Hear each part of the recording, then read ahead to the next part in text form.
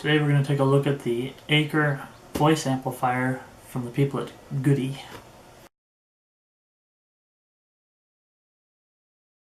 I apologize for it already being open, but we took it to a recent camping trip and used it.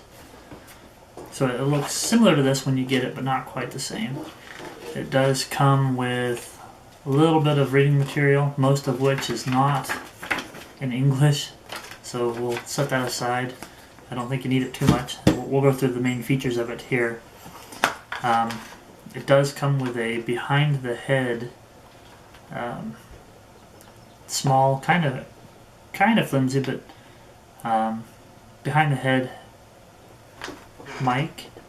Let's try to get this into the frame here. We'll put that on to kind of show you how it fits.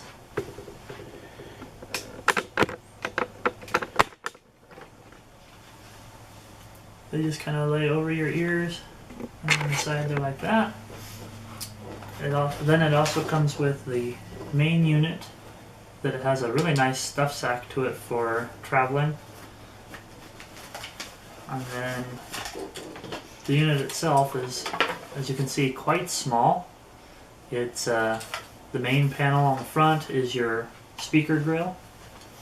It does have two loops on the back that I've already attached the shoulder strap to, which has quite a bit of adjustment to it. You can make it quite a bit longer if you need, but I found about waist height for me, and I'm about 5'9" anymore, is almost perfect for how long the actual cord for the mic itself goes. If I want to look around the device, see if we can't zoom the camera in to show you kind of the different controls on here. Go over the controls real quick to show you. We have the DC in for charging. You have a power indicator. You have your mic in or your audio in. They share the same jack, so you can't have both at the same time. And then you have your on-off slider and your volume rocker. As you see, as I turn it on, you can see that the power indicator does work. It did come pre-charged out of the box. We flip it to the side here. We have a USB in, and this will accept just a USB drive that has music on it already and will play the MP3s. Along those same lines, you do have your three main controls. You'll have your next button, your play, stop, and it also is labeled FM, we'll go over that in a minute, and your previous button. On the bottom they offer a TF slot to also input music that it will play off that TF card. And then on the other side it's just clean. The back does have a fairly nice belt clip. It is all plastic, so if you pull on it really hard, I'm sure you'd snap it here over time. But straight out of the box, it does have quite a bit of nice spring to it. It's quite a strong clip. And then they also provide a small 3.5mm cable that you use as an antenna when you're when you're playing the FM radio. In order to work the FM radio function, you plug that provided 3.5mm cord in, and you'll want to use this as an antenna. Then you would, of course, turn on the unit. And we'll keep it kind of low, and I highly doubt that I'll pick up any radio stations in this room, but you press and hold the FM button until you hear the static, and it's supposed to automatically scan for the stations that you can hit the forward and back. I'm going to go through them real quick, but I highly doubt that I'll pick any up here in this room. And there's a little bit of a talk radio. I think it would definitely benefit more from a longer antenna, or an actual antenna that's meant for that kind of thing. And you might be able to find somewhere else a 3.5mm antenna that I think would work a lot better. But it's a novel idea, and when you're out where you can get a decent amount of reception, it might work. I haven't had a whole lot of luck with it. To turn off the radio, you would just again hold and press, or press and hold the play, stop, FM button until it turns off. And lastly, included in the box is your charging brick. It is a, see if I can read this real quick, it's a 220 to 240 volt charger that does go to a proprietary sized charging plug.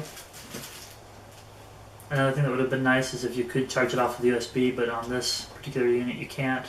It's not the end of the world, but it would have been nice to use, especially if you're using this out, say again in a camping situation, and the battery were to die on you. You'd really have not a whole lot of ways to recharge this. If we turn this on to kind of give you an idea of the difference in volume, right now you're listening to me through the mic on my camera,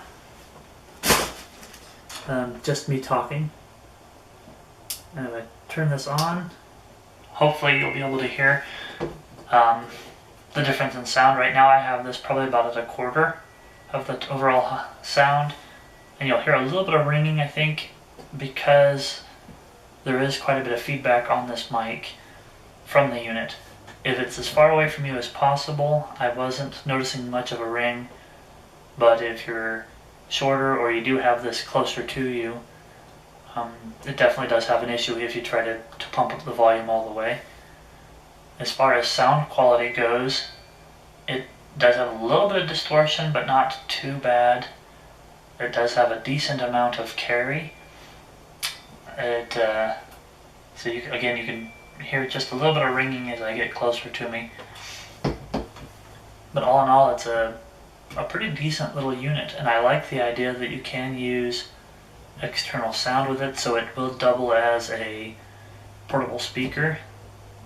It does have a fair amount of volume to it, as well as the FM radio is a really good option, again, for if you're using this out camping, as long as it works.